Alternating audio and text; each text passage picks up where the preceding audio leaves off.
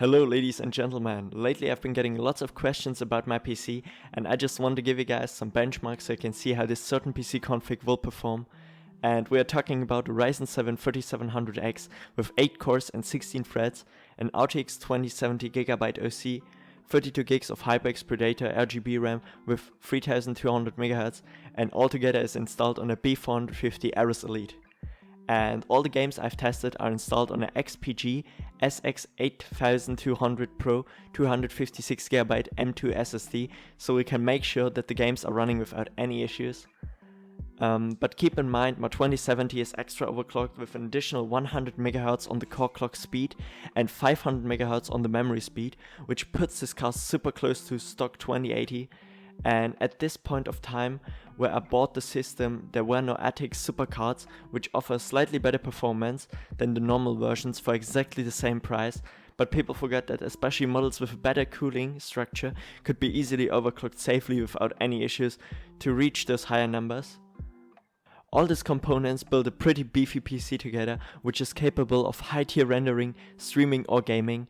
I personally use the setup mostly for competitive gaming on a high-end Zoe monitor, the XL2546 with G-Sync adaptation. Any mainstream esports game can be played at 240Hz without any issues thanks to the upscaling. We can even test how this rig will perform in terms of higher resolutions. So without any further ado, let's get straight into the benchmarks. No matter what your opinion is about the Ghost Recon series, the latest title Ghost Recon Breakpoint looks absolutely stunning and offers a great example for a huge open world with detailed environments. This is simply perfect to see how this rig will perform on a really hardware demanding game, and I made sure to put those settings up the highest possible. We are running the game at ultra settings on 1080p, just motion blur disable since we want the sharpest picture possible.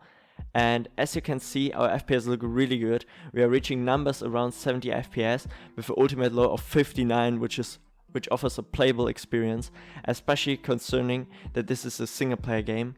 And the game looks absolutely fantastic and feels great to play. Our GPU is almost all the time at 95%, which means that there's no bottleneck and everything is just as it should be. And now thanks to the resolution upscaling feature in-game, we can put the resolution up about 40%, which will kinda give us a higher res. Now we see that everything on Ultra with a higher res will push our system to its limits.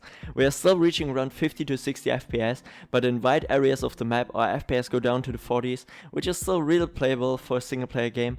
And if you prefer performance, just turn the settings from Ultra to like high or medium and yet you can still experience a nice and sharp scenery. Next up on the list we've got Warzone, and I simply focused on the most common settings since there are just a few people who actually play this game on max settings, and since everyone I think would appreciate a higher refresh rate in this sort of shooter.